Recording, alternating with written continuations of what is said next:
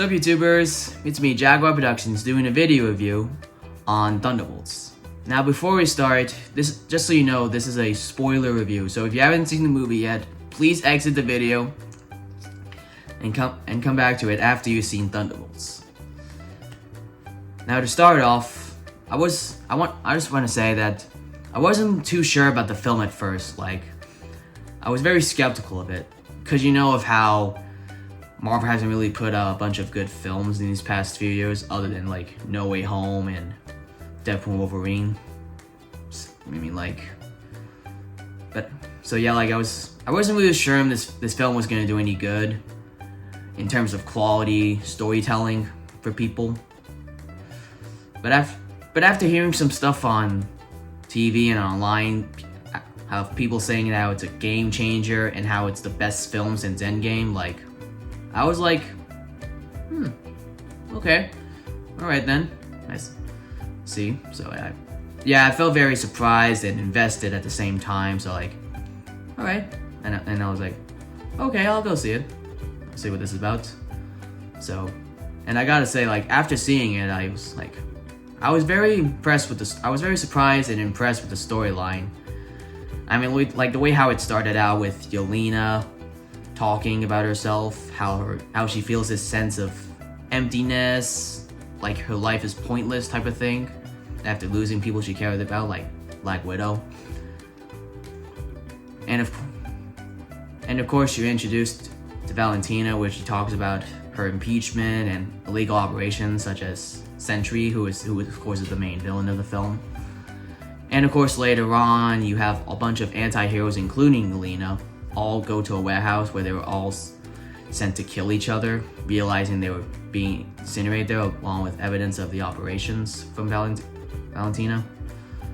And so they worked together to escape. Like, it was very nice.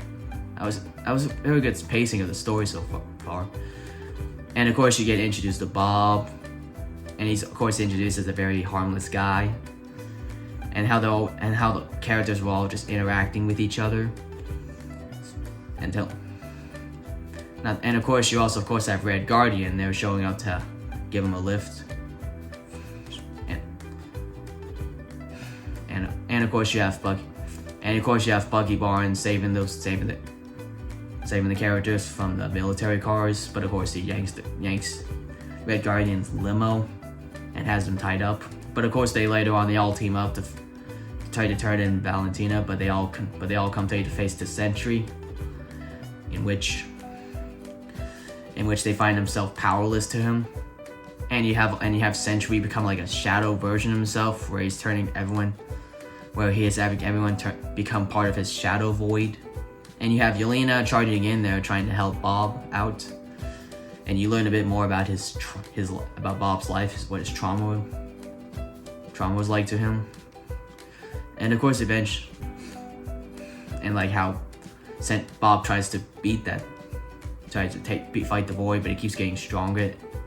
And you have all the anti-heroes show up to give him a hug to help him fill that void in, which saves the city in the end. And of course you have, and just as they were about to attack Valentina, she announces them to the world as the new Avengers. So like that was like very weird, kind of interesting. I mean, the story itself, I really thought was a very good setup. Like how you really just bring in a bunch of characters people were very familiar with. So like, that was very nice. It was a very nice writing in there. And like how you learn about each of their personal issues, like their dark parts of their past. So, like I said before, with Yelena being an assassin, losing her sister.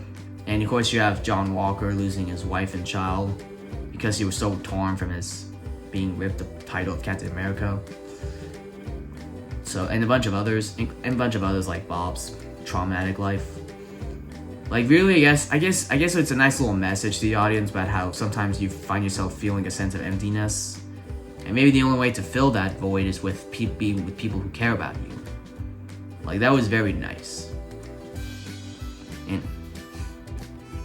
And of course you have Red Guardian trying to be supportive to her daughter, trying to help, trying to show you that it's why it's best to be people need each other to help them not feel so empty. Like, that was very cool, very emotional there. And it was also, I mean, like, still, sorry, just, you know, like, really, all in all, I really thought that the story itself was very good, compelling, like how it was very adventure-like, had a lot of action, but it got emotional, but very emotional too. So, like, the story itself was definitely good, and really, I think it's definitely a better film than Captain America: Brave New World, for sure. You know? And yeah, so, I mean, really, I really, like, really the story, the story was very well written. It was very good indeed. So yeah. Now to give a rating on this film, on a scale of 1 to 10, I give it an 8. Like, I gave it an 8 out of 10.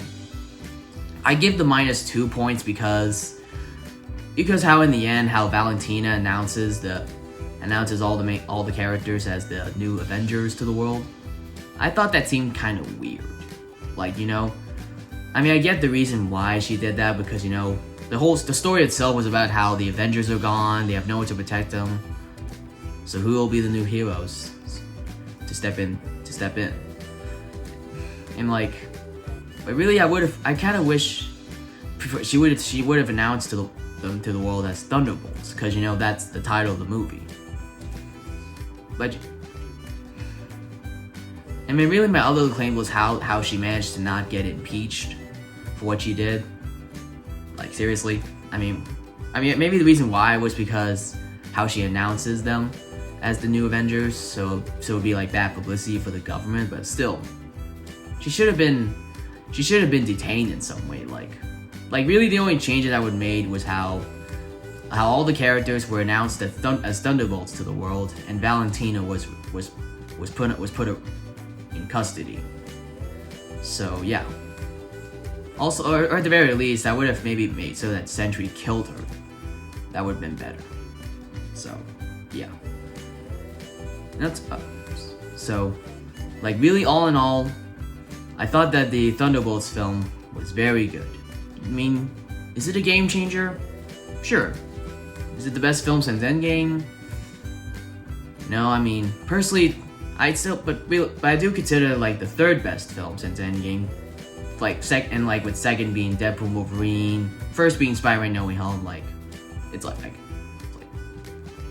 really, I do find Thunderbolts to be one of the better films from MCU phases 4 and 5 for sure. So yeah, and I also forgot to mention the little post-credit scenes they had with Red Guardian in the supermarket. Which was pretty funny.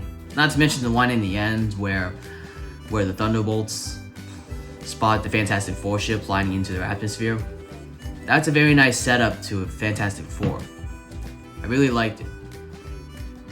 So if you haven't seen Thunderbolts yet, feel free to go watch it, and let myself know what you think of it.